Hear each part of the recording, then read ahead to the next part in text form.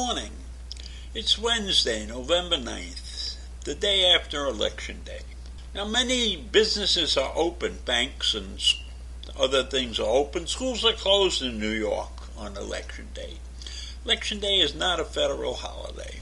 Therefore, banks and other institutions can stay open. But that's not what I really want to talk about today. I want to talk about Election Day history. Because I don't have all the results of the election, so you're kind of on your own, and maybe if I find something interesting, I'll mention it before the end of this rant. But the history of Election Day is pretty interesting, and most of us probably don't know much about it. So back in 1792, a federal law permitted each state legislature to choose the presidential electors any time within some 34-day period that they set aside before the first Wednesday in December. And the November election was convenient because of the harvest. The harvest would have been completed, and the most severe winter weather hadn't arrived yet. So that's why November turned out to be a time for national elections. Now, we don't think much about that. But in the beginning, everything was done based upon the farms and things like that, Business was different in 1792 and probably the early 1800s.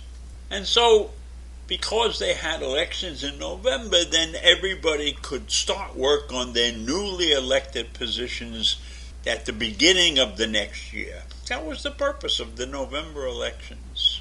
And originally, the states had many methods of choosing electors and everything. Gradually, states agreed on the selection of some form of popular vote, And then what happened in 1843, Morse had created the electric telegraph, and that was funded by Congress, and it was successfully tested in 1844.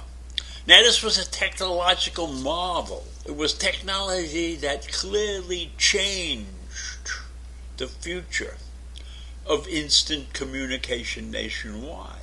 So remember, you now have a telegraph system, and you can go from one state to the next state in a couple of minutes and inform them of what was happening with respect to presidential elections. That was the critical thing.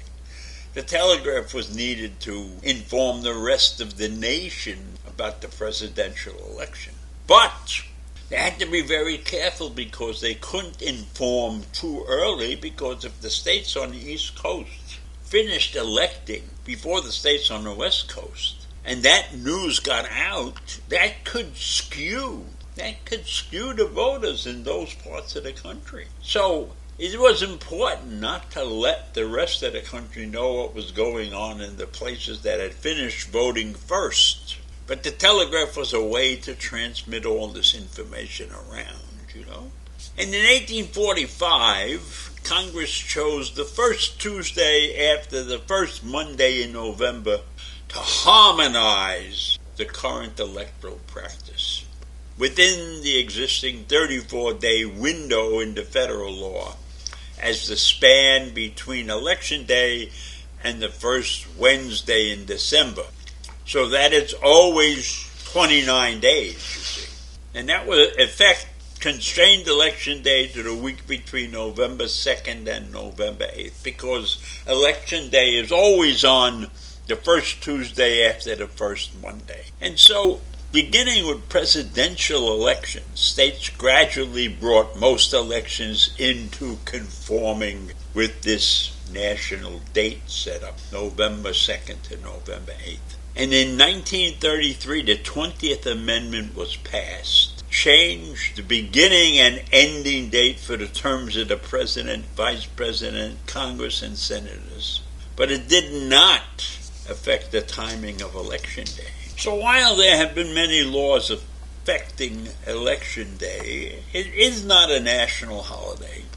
And the majority of the people who vote have to attend work on Tuesdays. So many activists in this country have tried to get the law changed, but they have not succeeded yet.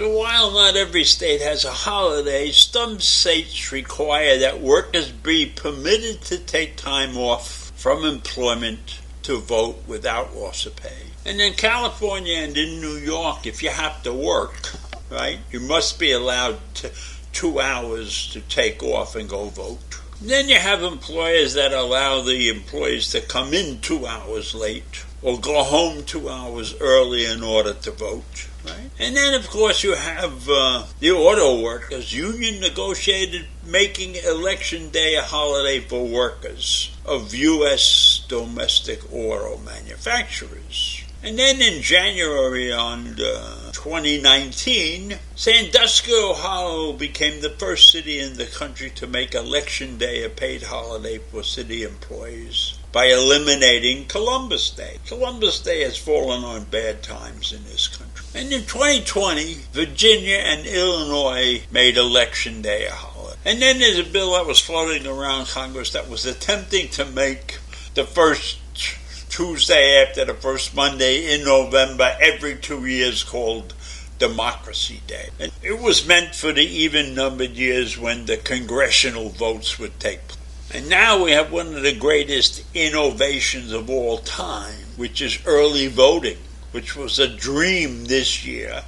And I think based upon what's happening now with early voting, much of the laws associated with elections will change. Because what could be better than having a 2-week period in which to find a slot to vote? Businesses will have to be loving this because they don't have to give people time off, because people now have 2 weeks in which to vote. So a business owner can say, there's no reason for you to have a day off or time off. You can vote over any 2-week period, and you can vote by mail. So are employers going to take advantage of that situation? Are employees going to lose a holiday if the state changes their mind on how to run their election days? Who knows what the future really holds with respect to election days now that we have early voting. I think it would be fair for every employer to give people an extra, say, 2 hours of pay for election day and say, vote early, here's 2 hours worth of pay, go do your duty. But you're not getting time off from the job. Of course, you would have to show the receipt that you did vote. I think that would be a great idea. And I hope the results of the election please you. Bye.